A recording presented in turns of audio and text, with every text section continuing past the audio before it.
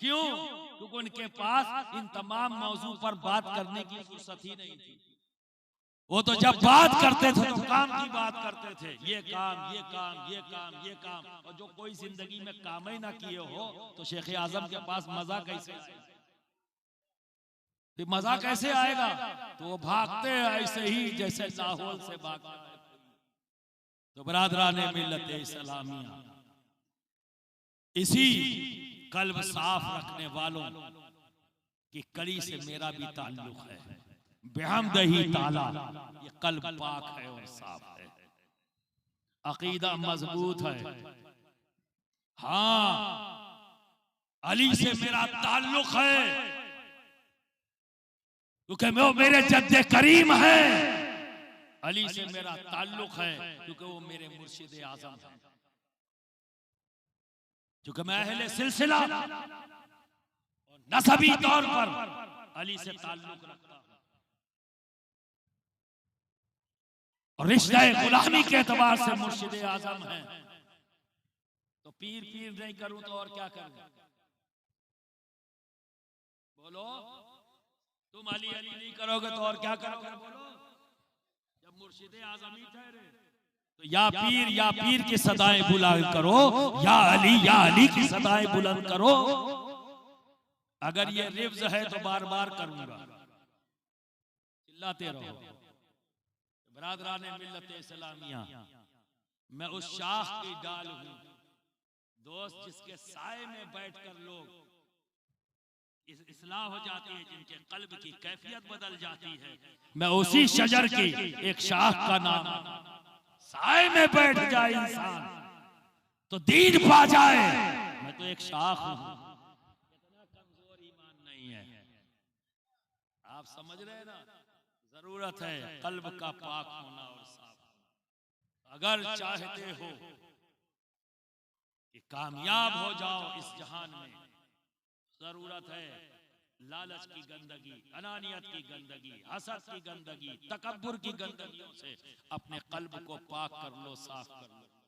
फिर देखो तुम्हारा इल्म, तुम्हारा बयान क्या असर रखेगा। कि सुल्तानुल वाइज़ीन आलिम रब्बानी इन्ना आतैना कल कौसर पर 40 दिन खिताब फरमाया। 40वें दिन पीर जमात अली शाह साहब भी उस गांव के करीब पहुंच गए। जानते हो पीर जमात अली शाह साहब कौन है? ये पीर जमात अली शाह साहब वो हैं कि सरकार आला हजरत अशरफी मियाँ के हम असर हैं। सरकार आला हजरत अशरफी मियाँ वारिसे पाक और पीर जमात अली शाह साहब, पीर मेहर अली शाह साहब, मौलाना फजलुर रहमान गंज मुरादाबादी, सब एक पीरियड है, बस सीनियर जूनियर का फर्क है, आगे पीछे का पीरियड एक ही है। तो बरादराने मिल्लत इस्लामिया, तो इन दो पीरों के बारे में बात होती थी कि सरकार आला हजरत शफी मियाँ के मुरीद ज्यादा हिंदुस्तान में या पीर जमात अली शाह साहब? आप समझे ना? इस पर बातें हुआ करती थी। फाइनली आंसर क्या आया? सरकार आला हजरत अशरफी मियाँ से ज्यादा किसी के मुरीद नहीं, गैर मुनक़सिम हिंदुस्तान। तो उन्होंने ये बात फरमाई कि आप बिना पूछे जाने आप मुरीद कर लेते हैं।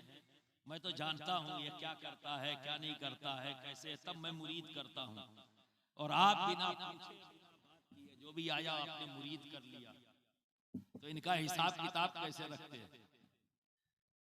तो सरकार आला हज़रत शफी मियाँ फरमाते हैं, मैं अपने मुरीदों को अपनी एबा में रखता हूँ।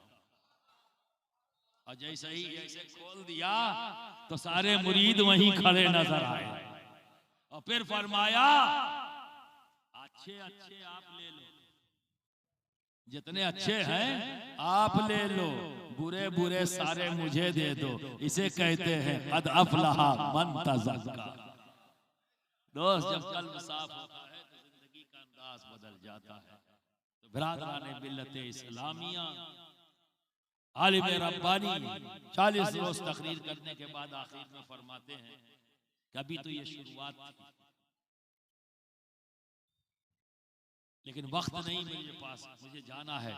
तो मजबूरी है। तो जब ये जुमला पीर जमात अली शाह साहब ने सुना,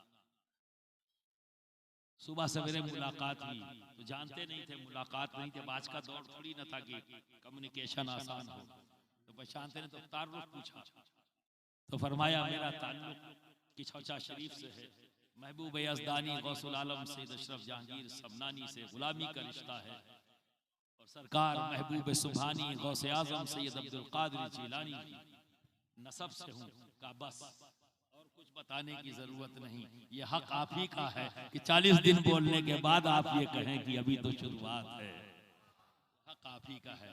तो बरादराने मिल्लत इस्लामिया, आज तो ये जुमले भी लोग नहीं बोल पाते, क्यों? क्योंकि यही तो है सब। तो पीर जमात अली शाह साहब का ये जुमला बताता है, ये मिसाल बनता है, कद अफलहा मन तज़क्का, जब कल्ब साफ होता है तो ज़बान से ऐसे ही अल्फाज निकलते हैं जिसमें कोई मक्र नहीं, कोई फरेब नहीं, सिर्फ मोहब्बत ही मोहब्बत। तो बरादराने मिल्लत